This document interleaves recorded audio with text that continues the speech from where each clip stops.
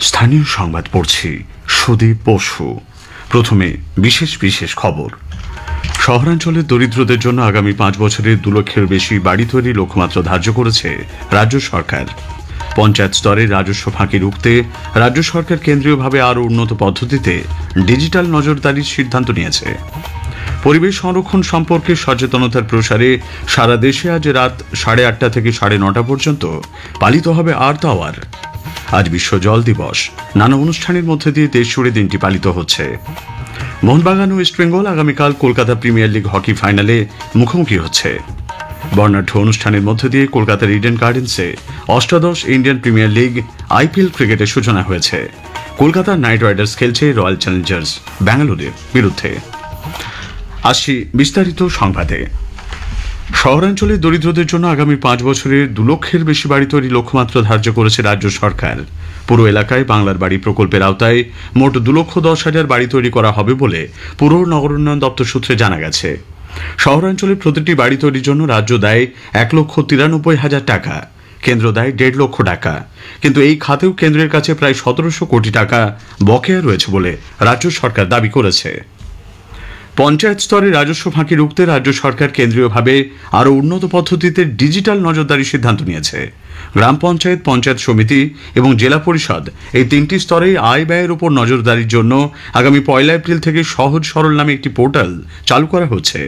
একমাত্র এই পোর্টালের মাধ্যমে পঞ্চায়েত ব্যবস্থায় প্রতিটি স্তরে আর্থিক লেনদেন নিশ্চিত করতে হবে বলে পঞ্চায়েত দপ্তরের তরফে জেলা শাসকদের নির্দেশ দেওয়া হয়েছে।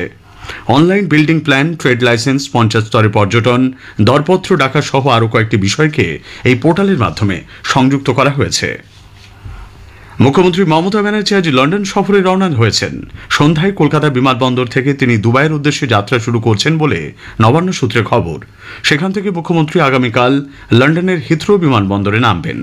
এদিন সাংবাদিকদের মুখোমুখি হয়ে মুখ্যমন্ত্রী রাজ্যবাসীকে ধন্যবাদ জানান। তিনি সবার সুখ স্বাচ্ছন্দ্য কামনা করেন। আগামী 29 তারিখ মুখ্যমন্ত্রীর কলকাতায় ফেরার কথা। মুখ্যমন্ত্রীর লন্ডন থেকে আমন্ত্রণ পাওয়া গর্বের বিষয় বলে রাজ্যপাল সিভি আনন্দ বোস মন্তব্য করেছেন। কলকাতায় আজ বণিক সভা সিআইআই আয়োজিত এক অনুষ্ঠানের ফাঁকে সাংবাদিকদের প্রশ্নের উত্তরে রাজ্যপাল জানান, বাংলার যে কোনো শুভ বিষয় তাকে আনন্দিত করে। মুখ্যমন্ত্রীর এই সম্মান আসলে বাংলার সাফল্য বলেও রাজ্যপাল মন্তব্য করেছেন। আবগারি দপ্তরের অধীন মদের দোকান, বার ও নাইট ক্লাবে মহিলাদের নিয়োগের সিদ্ধান্তের বিরুদ্ধে রাজ্য বিজেপির মহিলা মোর্চা আজ কলকাতায় প্রতিবাদ মিছিল করে। দলের রাজ্য সভাপতি সুকান্ত মজুমদার ও রাজ্য সাধারণ সম্পাদক অগ্নিমিত্রা পাল এই মিছিলে অংশ নেন। অগ্নিমিত্রা পাল বলেন, রাজ্যে মহিলাদের সুরক্ষা নেই। পশ্চিমবঙ্গে মহিলাদের সুরক্ষা নেই। সুরক্ষা আনুন, সম্মান আনুন, তার পুলিশকে বলুন এফআইআর গুলো নিতে, রেপিস্টদের প্রোটেক্ট না করে স্ট্রং চার্জশিট বানাতে। অপরাজিতা বিলটাকে নিয়ে নাচানাচি করবেন না। ভারতীয় ন্যায় সংহিতা আছে, সেটা দিয়ে পানিশমেন্ট দেওয়ার চেষ্টা করুন, আমরা তারপরে রাজি হব। কিন্তু এই মুহূর্তে মহিলারা বারে বা নাইট ক্লাবে গিয়ে কাজ করার মতো পরিস্থিতিতে নেই। কলেজ স্কোয়ার থেকে শুরু হয়ে বউবাজারে আফগানি দপ্তরের কার্যালয়ে মিছিল শেষ হয়। তৃণমূল কংগ্রেসের নেতা কর্মীরা আজ পশ্চিম মেদিনীপুরে খড়গপুরে বিজেপি নেতা প্রাক্তন সাংসদ দিলীপ ঘোষের বাসভবনের বাইরে বিক্ষোভ দেখিয়েছেন। বিক্ষোভে নেতৃত্ব দেন তৃণমূল কংগ্রেসের পশ্চিম মেদিনীপুর জেলা সহ সভাপতি দেবাশিস চৌধুরী। বিক্ষোভের খবর পেয়ে সেখানে পৌঁছে যান বিজেপি নেতাকর্মীরাও। স্লোগান এবং পাল্টা স্লোগানে উত্তেজনা সৃষ্টি হয়। দিলীপ ঘোষ সে সময় বাড়িতে ছিলেন না বলে জানা গেছে। এদিকে আজ সকালে এক চা চক্রে অংশ নিয়ে বিজেপির প্রাক্তন রাজ্য সভাপতি বিক্ষোভের পেছনে তৃণমূল কংগ্রেস রয়েছে বলে অভিযোগ করেছেন। হাওড়ার বেলগাছিয়ায় গত বুধবার রাতে ধসের কারণে পদ্মপুকুর জল প্রকল্পের মেন পাইপলাইন ফাটলের জেরে সেখানকার 22টি ওয়ার্ডের মানুষজন এখনও জলসংকটের মধ্যে রয়েছেন বলে জানা গেছে। গতকাল সেখানে নতুন করে ধস নামায় পাইপলাইন মেরামতির কাজও ব্যাহত হচ্ছে। ধসের ফলে কয়েকটি বিদ্যুতের খুঁটি উপড়ে পড়ার কারণে বিদ্যুৎ সংযোগ বিচ্ছিন্ন করার খবর মিলেছে। বর্তমানে জলের গাড়ি পাঠিয়ে সংকট মেটানোর চেষ্টা চলছে। পুরভবনে আজ রাজ্যের পুর নগর উন্নয়ন মন্ত্রী তথা কলকাতা পুরসভার মেয়র ফিরহাদ হাকিম বলেন, হাওড়া পুরসভার সঙ্গে বিষয়টি নিয়ে নিয়মিত যোগাযোগ রাখা হচ্ছে। এদিকে রাজ্যের মন্ত্রী অরূপ রায় আজ এলাকা পরিদর্শনে যান।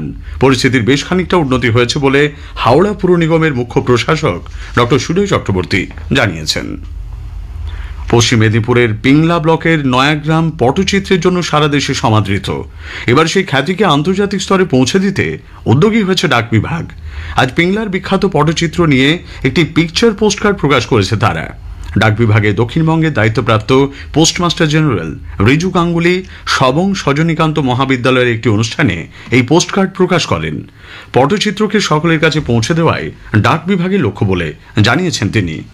অরিজিনাল পটচিত্র সংগ্রহ করা সবার দ্বারা সম্ভব হয় না, এর অনেক নিজস্ব সীমাবদ্ধতা আছে, কিন্তু আমাদের পোস্টকার্ড সর্বত্র পৌঁছয়। প্রতিটি পোস্টকার্ডের নিজস্ব বিনিময় মূল্য 10 টাকা এবং তাতে 6 টাকার স্ট্যাম্প লাগাতে হয়। পোস্টকার্ডের একটা অংশে পটচিত্রটা আছে, অন্য অংশের অর্ধেকটায় ঠিকানা লেখার জায়গা আছে, আর অর্ধেকটায় কেউ যদি নিজস্ব কোনো বার্তা দিতে চান। পোস্টকার্ডের মাধ্যমে সবং পিংলার এই যে নিজস্ব সংস্কৃতি, একে আমরা সারা বিশ্বের দরবারে ভালোভাবে নতুন করে ছড়িয়ে দিতে পারবো।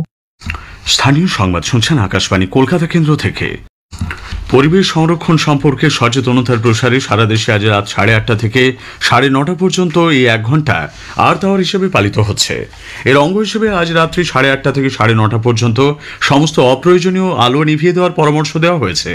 সমস্ত গুরুত্বপূর্ণ স্থান, ঐতিহাসিক স্মৃতিসৌধ, সরকারি ও বেসরকারি প্রতিষ্ঠান এবং শিল্প সংস্থাগুলিতেও এই 1 ঘন্টা প্রয়োজন ছাড়া আলো জ্বালানো হবে না। রাজ্যপাল ডক্টর সিবি আনন্দ বোস পৃথিবী ও প্রকৃতির জন্য 1 ঘন্টা আর্থ আওয়ার পালন করার আহ্বান জানিয়েছেন। আজ বিশ্ব জল দিবস। নানা অনুষ্ঠানের মধ্যে দিয়ে বিশ্বজুড়ে পালিত হচ্ছে দিনটি।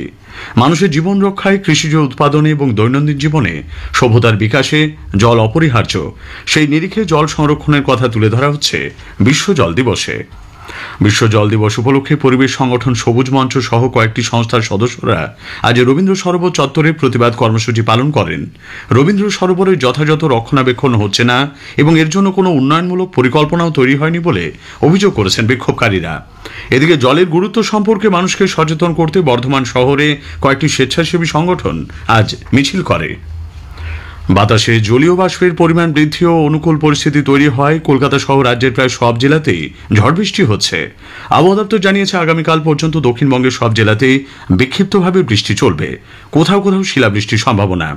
উত্তরবঙ্গের 7 জেলায় আজ বজ্রবিদ্যুৎ সহ ঝড় বৃষ্টির পূর্বাভাস। আবহাওয়া দপ্তরের বিজ্ঞানী সৌরিশ বন্দ্যোপাধ্যায় আকাশবাণীকে জানালেন, দক্ষিণবঙ্গের জেলাগুলিতে বৃষ্টিপাতের সম্ভাবনা থাকছে বজ্রবিদ্যুৎ সহ, সাথে দমকা ঝোড়ো হাওয়া। কিছুটা প্রভাব বেশি থাকবে মেনলি ঝাড়গ্রাম, বাঁকুড়া, পূর্ব পশ্চিম মেদিনীপুর, সেই সাথে সংলগ্ন পুরুলিয়া, পূর্ব বর্ধমান, হাওড়া, হুগলি এই জেলা। সমুদ্র উত্তাল থাকায় মৎস্যজীবীদের আজও সমুদ্রে না যাওয়ার পরামর্শ দেওয়া হয়েছে। আলিপুরদুয়ারের মালবাজার সহ ডুয়ার্সের একাধিক এলাকা কালবৈশাখী ঝড়ে বিপর্যস্ত। আজ সকালে কয়েক মিনিটের ঝড়ে জাতীয় সড়কের ওপর গাছ উপড়ে সৃষ্টি হয় যানজট। সিকিমের পাহাড়ি এলাকায় ভারী তুষারপাতের খবর মিলেছে। বিশ্ব আবহাওয়া সংগঠন দিবসে আকাশবাণী কলকাতার সংবাদ বিভাগের বিশেষ আলোচনা হাওয়া মোরগ। আলিপুর আবহাওয়া দপ্তরের প্রধান ডক্টর সোমনাথ দত্তের সঙ্গে কথা বলেছেন সুস্মিতা মণ্ডল। অনুষ্ঠানের প্রথম পর্ব শোনা যাবে আগামীকাল গীতাঞ্জলি ও সঞ্চয়িতায় রাত 8:30টায়। দ্বিতীয় পর্ব শোনা যাবে আগামী মঙ্গলবার সঞ্চয়িতায় রাত 8:30টায়। এই আলোচনা আকাশবাণী কলকাতার সংবাদ বিভাগের সামাজিক মাধ্যমেও পাওয়া যাবে। বর্ণাঢ্য অনুষ্ঠানের মধ্যে দিয়ে আজ কলকাতার ইডেন গার্ডেন্সের সূচনা হয়েছে অষ্টাদশ IPL প্রতিযোগিতায়। একটি প্রতিবেদন। জমকালো উদ্বোধনী অনুষ্ঠানের মধ্যে দিয়ে আজ কলকাতার ইডেন গার্ডেন্সে অষ্টাদশ IPL টুর্নামেন্ট শুরু হয়েছে। শ্রেয়া ঘোষাল, দিশা পাটানি, শাহরুখ খানের মতো তারকাদের চোখ ধাঁধানো সাংস্কৃতিক অনুষ্ঠান গোড়াতেই কানায় কানায় পূর্ণ ইডেন গার্ডেন্সে ব্যাপক উন্মাদনা তৈরি করে। KKR'ের কর্ণধার শাহরুখের সঙ্গে নাচে পা মেলান বিরাট কোহলি, রিঙ্কু সিং। অনুষ্ঠান মঞ্চে IPL-এ 18 বছরের খেলার জন্য বিরাট কোহলিকে স্মারক তুলে দেন ভারতীয় ক্রিকেট বোর্ডের সভাপতি রজার বিনি। কাটা হয় কেক। উপস্থিত ছিলেন বোর্ড সচিব দেবজিৎ সাইকিয়া, IPL-এর চেয়ারম্যান অরুণ ধীমল। এদিকে ভরা ইডেনে মাঝে মাঝেই কলকাতা নাইট রাইডার্স ও কোহলির নামে জয়ের ধ্বনিতে আকাশ বাতাস মুখরিত হয়ে উঠেছে।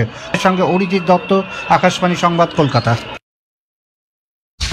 শেষ খবর পাওয়া পর্যন্ত KKR ব্যাট করতে নেমে 5 ওভারে 1 উইকেটে 40 রান করেছে।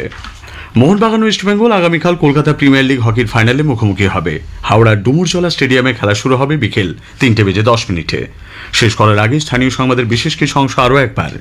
শহরাঞ্চলে দরিদ্রদের জন্য আগামী 5 বছরে 2 লক্ষের বেশি বাড়ি তৈরির লক্ষ্যমাত্রা ধার্য রাজ্য সরকারের।